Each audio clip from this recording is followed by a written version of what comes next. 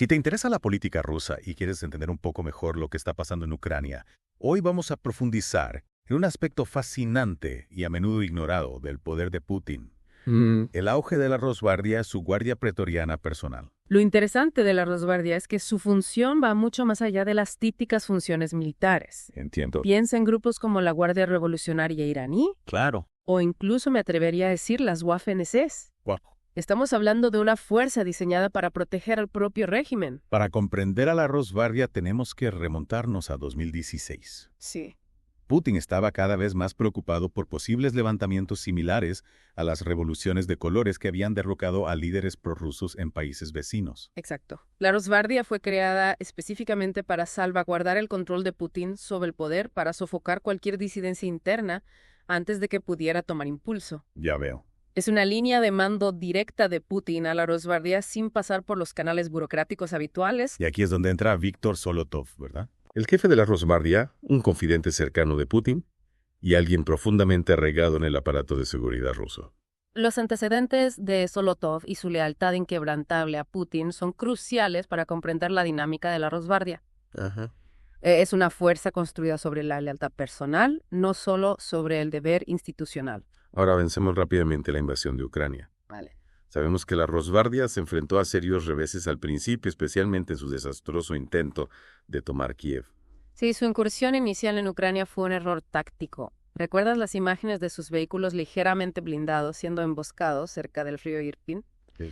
No fue precisamente un estímulo para la confianza. Algunas unidades incluso se retiraron desmoralizadas y sin el armamento pesado necesario para un conflicto a gran escala. Entonces, ¿cómo evolucionó el papel de la Rosguardia después de estos tropiezos iniciales? Pasaron del combate en primera línea a un enfoque más estratégico, el control y la consolidación de los territorios ocupados.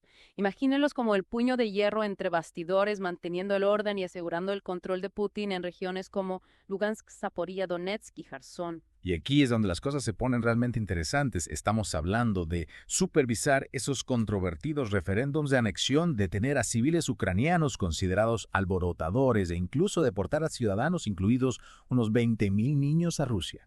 Esto plantea una pregunta importante: ¿hasta dónde está dispuesto a llegar Putin para asegurar sus objetivos? El hecho de que la Corte Penal Internacional haya emitido una orden de arresto contra él en relación con estas deportaciones sugiere que el mundo está tomando nota. También es fascinante considerar el papel de la Rosguardia en la protección de infraestructuras críticas como la central nuclear de Zaporilla.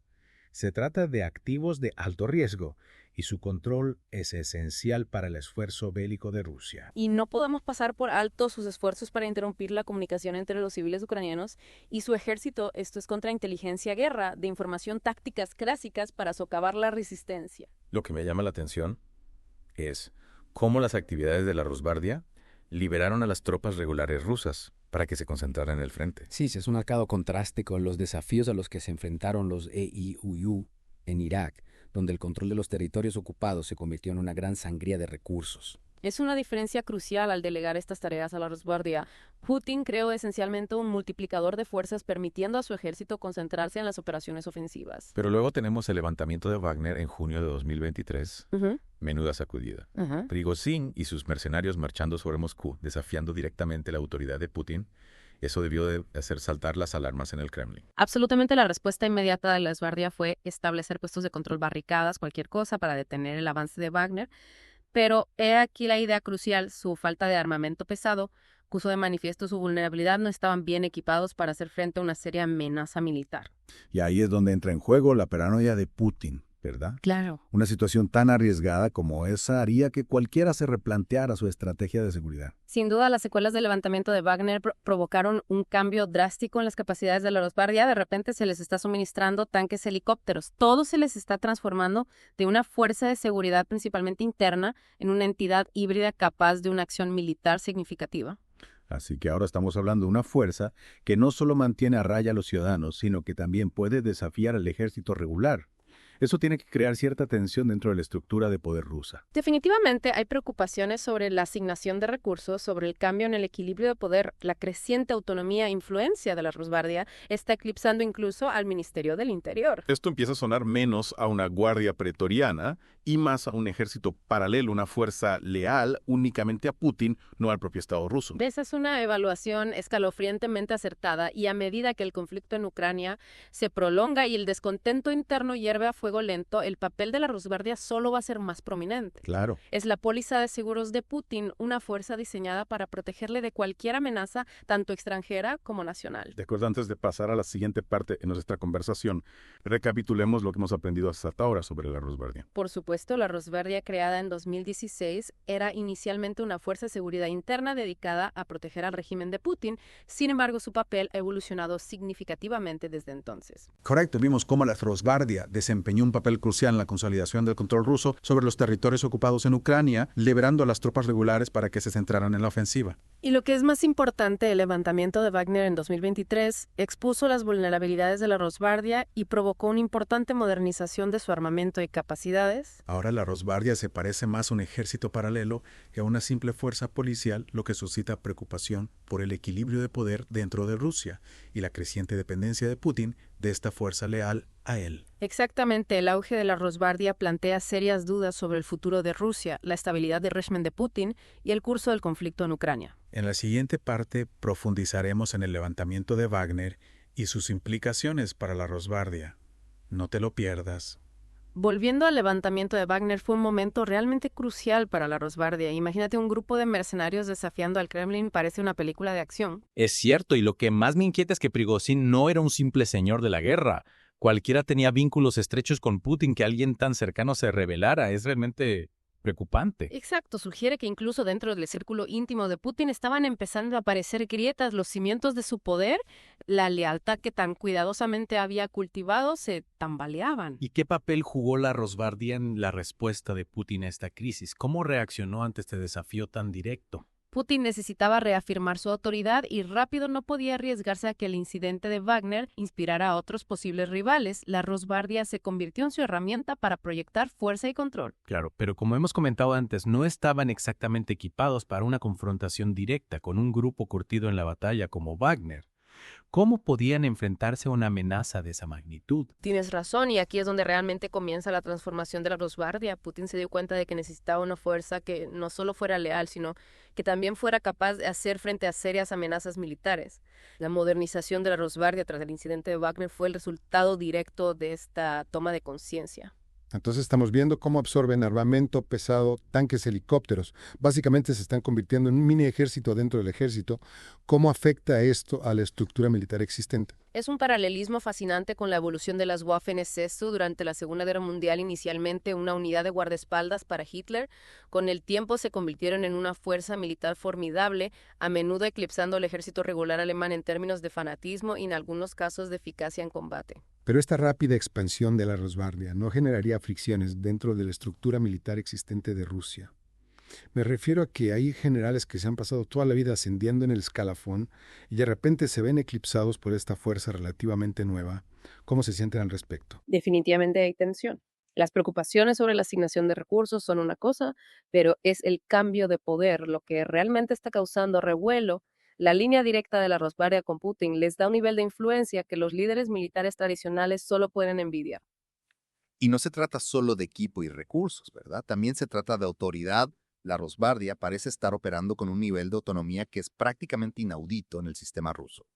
¿Qué implicaciones tiene esto para la dinámica de poder? Ese es un punto clave. No están atascados por los mismos obstáculos burocráticos que afectan a otras ramas del gobierno. Esto los hace más ágiles, más receptivos a las directivas de Putin. En esencia, se están convirtiendo en un Estado dentro del Estado. Es como si Putin hubiera creado su propio centro de poder personal, eludiendo los controles y equilibrios tradicionales que se supone que deben existir en él. ¿Cuáles son las consecuencias de este cambio a largo plazo? Y aquí hay otra capa a esto.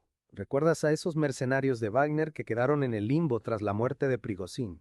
Muchos de ellos están siendo absorbidos por la Rosbardia. O sea que Putin no solo está reforzando su propio ejército privado, sino que también está neutralizando una fuente potencial de inestabilidad al poner a estos mercenarios curtidos en batalla bajo su control directo. Esa es una señal de que Putin se está volviendo más paranoico. Es una jugada astuta y dice mucho de su mentalidad. Está consolidando el poder, eliminando a los posibles rivales y construyendo una fuerza que solo responde ante él. La Rosbardia se está convirtiendo en la máxima expresión de la paranoia de Putin y su deseo de control absoluto. Es escalofriante pensar en las implicaciones, especialmente teniendo en cuenta la guerra en curso en Ucrania y el creciente descontento dentro de la propia Rusia. Putin se enfrenta a la presión en múltiples frentes y la Rosbardia se parece cada vez más a su última línea de defensa.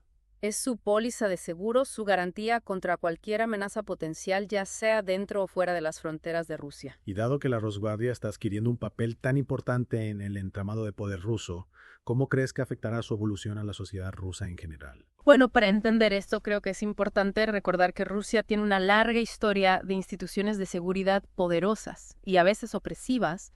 La Rosbardia en muchos sentidos es una continuación de esta tradición. Es interesante porque a medida que la Rosbardia gana más poder, ¿no podría esto llevar a un aumento de la represión y la vigilancia dentro de Rusia? Podría ser un retroceso a un pasado más autoritario.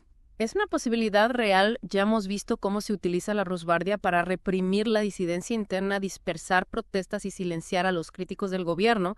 A medida que su influencia crece, es lógico pensar que este tipo de actividades se intensifiquen. Siendo así, ¿qué implicaciones tiene esto para los ciudadanos de a pie?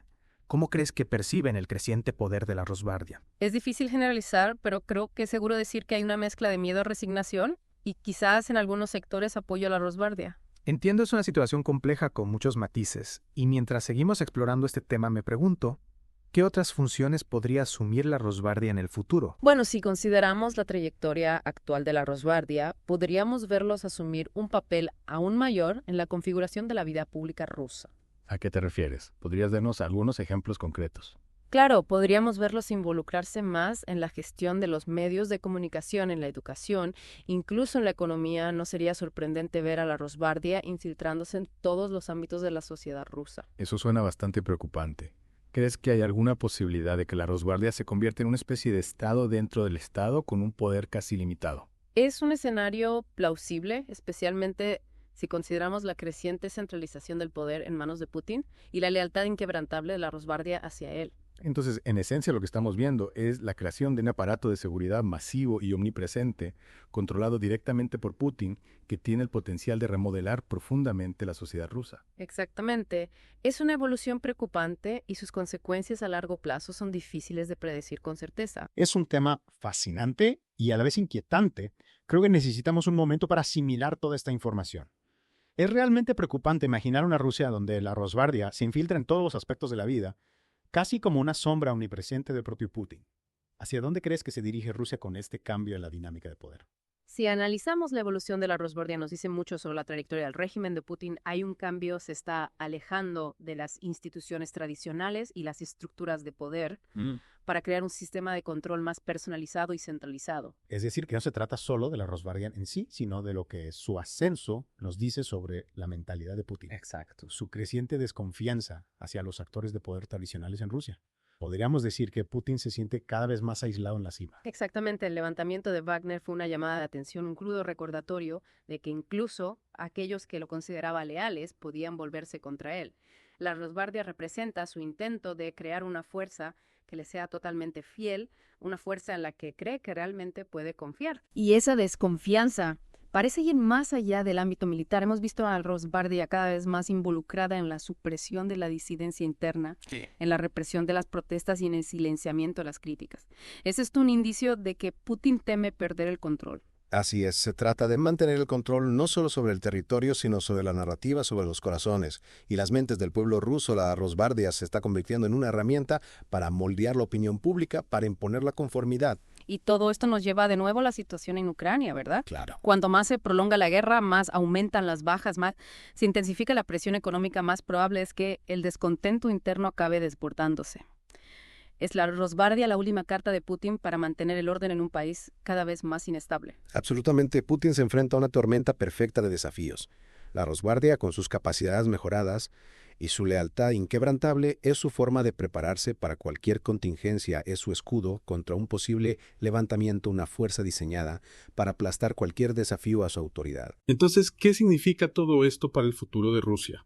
Está Putin creando un sistema que en última instancia es insostenible, un sistema tan dependiente de la fuerza y la represión que está destinado a implosionar. Estamos presenciando el principio del fin del régimen de Putin. Esa es la pregunta del millón. Es evidente que Putin está apostando por el control, centralizando el poder y eliminando las posibles amenazas. Pero la historia nos ha demostrado una y otra vez que los regímenes construidos sobre el miedo y la represión rara vez son estables a largo plazo. Las semillas del descontento ya están sembradas. Queda por ver si florecen en una revuelta a gran escala. Wow. Es mucho que procesar el ascenso de la Rosbardia es un fenómeno fascinante y a la vez profundamente inquietante. Es un recordatorio de que las dinámicas de poder están en constante cambio y de que incluso los regímenes aparentemente más estables pueden ser vulnerables a desafíos inesperados. ¿Qué podemos aprender de este caso para comprender mejor las dinámicas geopolíticas actuales? También pone de relieve la importancia del pensamiento crítico, de cuestionar las suposiciones y de considerar múltiples perspectivas en un mundo donde la información a menudo se utiliza como arma. Es más importante que nunca ser consumidores perspicaces de noticias y análisis. Bien dicho, y con esto hemos llegado al final de nuestra inmersión en la Rosbardia. Esperamos que este episodio te haya ayudado a comprender mejor esta compleja y cambiante fuerza y las implicaciones que tiene para el futuro de Rusia y del mundo. Como siempre, te animamos a que sigas explorando estos temas, a que profundices en las fuentes que hemos comentado y a que participes en conversaciones reflexivas sobre los retos a los que se enfrenta nuestro mundo. Gracias por acompañarnos en esta profunda inmersión. Hasta la próxima. Mantén la curiosidad, infórmate y participa.